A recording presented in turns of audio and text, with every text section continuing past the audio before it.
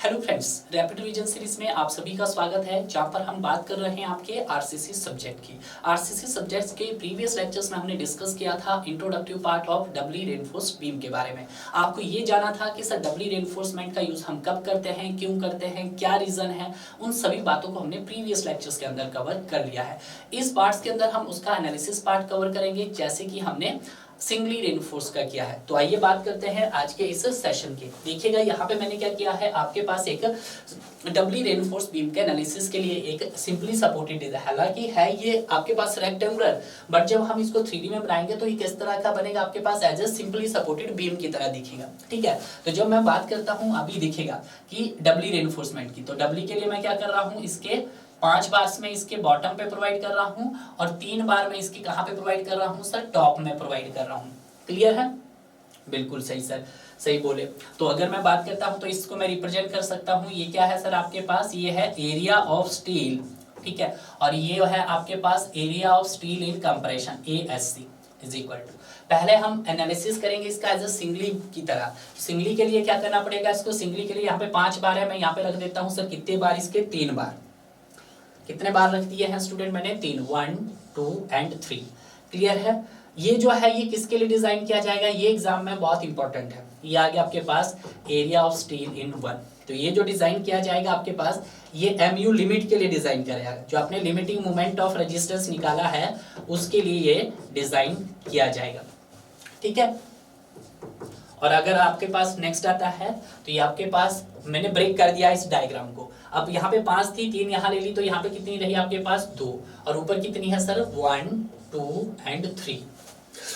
Clear है? तो इसको भी हम देखेंगे, तो ये हो गया आपके पास एरिया ऑफ स्टील, इसको मैं 2 लिख देता हूँ, और ये हो गया आपके पास same area of steel in compressions. Clear है? तो ये आपको ध्यान रखना है। तो ये किसके लिए डिजाइन किया सर मैंने, ये डिजाइन किया आपका MU माइनस MU लिमिट के लिए। ठीक है, अगर मैं बात करूंगा सर ये MU क्या है, तो मैंने आपको बताया है अप्लाइड मोमेंट, इसके लिए W गिवन होगा और आपके स्ट्रक्चर्स की लेंथ गिवन होगी, मतलब बीम की लेंथ गिवन होगी। क्लियर है? तो ये आपको ध्यान रखना है। अब हमें एनालिसिस करना है, तो ये एनालिसिस है आपके पास। देखिएगा, आपने एक रेक्टेंगुलर सेक्शन लिया है जिसकी इफेक्टिव डेप्थ दी है, कंप्रेशन में आपने रेनफोर्समेंट प्रोवाइड किया है, जो रिप्रेजेंट किया है सर किससे, आपने area of steel in compression में, और सॉरी टेंशन में area of steel in tension, और कंप्रेशन में area of steel in compression. उसका स्ट्रेन डायग्राम देखा तो कैसा हुआ सर, लीनियर। उसको 2 एक्सिस में डिवाइड किया, उस एक्सिस का नाम दिया हमने सर न्यूट्रल एक्सिस। यहाँ पे ये न्यूट्रल एक्सिस से लेकर आउटर मोस्ट फाइबर के बीच को डिस्टेंस को क्या बोला हमने, XU बोले तो actual depth of neutral axis. तो अब रिमेनिंग डिस्टेंस आप निकाल सकते हैं, यस सर। ठीक है, जैसे यहाँ पे देख सकते हो आप, तो उसी तरह से ये डायग्राम है, अगर आप करना चाहो कर सकते हैं, नहीं तो इम्पोर्टेंट नहीं है। फॉर्मूले बता देता हूँ डायरेक्ट सारे फॉर्मूले। देखिएगा, टोटल कंप्रेसिव फोर्स जो होगा वो 0.36 FCK BXU होगा। देखिएगा, पहले जो एनालिसिस करूंगा मैं इस डायग्राम की, पहले हम किसके लिए जा रहे हैं, कंप्रेशन के लिए। इसका मतलब सिंगली का एनालिसिस करेंगे पहले। तो सिंगली का एनालिसिस के लिए जब total compressive force find out करते हैं तो 0.36 FCK B into XU हुआ, बिल्कुल। बट इसी तरह से यहाँ पे C2 भी आएगा। ठीक है, यहाँ पे आपने C1 तो निकाल दिया, अब C2 भी निकालेंगे, तो C2 क्या होगा आपके पास, ये होगा सर FSC माइनस FCC। ठीक है, कुछ इसी तरह से याद रखना है भाई इनको। अगर याद नहीं होते तो याद करने की कोशिश करो, अगर आप बार बार प्रैक्टिस करोगे तो हो जाएगा। ठीक है, और ये आपके पास area of steel in compression हो गया। क्लियर है? Yes sir. अब हमने देखना है liver arm, LA1। Liver arm क्या है, LA1 लीवर आर्म सिंगली का रहता है सर D माइनस 0.42 XU। ये तब था जब C1 था, और जब C2 था तब कितना लीवर आर्म आएगा आपका, D माइनस D डैश आएगा। तो ये भी देखिएगा आपके पास L2 कितना आएगा sir, D minus D dash. D क्या इफेक्टिव डेप्थ और D डैश है इफेक्टिव कवर। उसी तरह से जब हम नेक्स्ट बात करेंगे टोटल टेंसाइल की, तो T1 क्या है सर, 0.87 FYAST1। देखिएगा, प्रीवियस डायग्राम में देखिएगा, पहले हम सिंगली के लिए देखेंगे ये AST1, अब हम इसके लिए देखेंगे नेक्स्ट के लिए। तो नेक्स्ट के लिए क्या आएगा आपके पास, T2 आएगा 0.87 FYAST2। क्लियर है? ये बात ध्यान में रखना। अब क्या निकालना आपको, एप्सिलॉन SC फाइंड आउट करना है, एप्सिलॉन SC फाइंड आउट करना है। मैं रिलेशन में डायरेक्ट बता रहा हूं, आपको डायरेक्ट ही याद रखना है।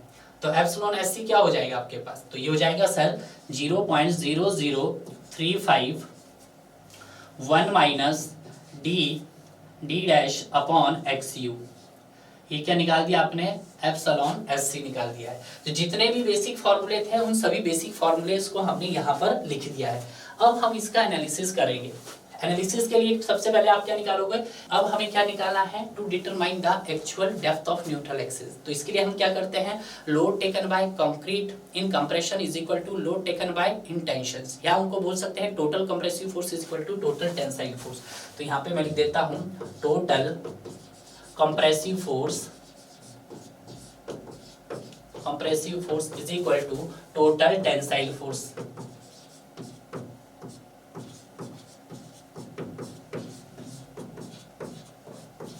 ठीक है, तो कंप्रेसिव फोर्स क्या था आपके पास, C1 plus C2 is equal to T1 plus T2, कुछ यही था। ठीक है, तो टोटल कंप्रेसिव फोर्स कितनी आई थी आपके पास सर, 0.36 FC के BXU। ठीक है, बिल्कुल सही, प्लस उसी तरह से C2 कितना आया था सर, C2 आया था FSC minus FCC into area of steel in compression, कुछ इसी तरह से आया था। यस सर, अब मैं FCC कैसे निकाल सकता हूं, FCC निकाल सकते हैं आप भाई, ठीक है, इसको निकाल सकते हैं सर 0.446 FC के।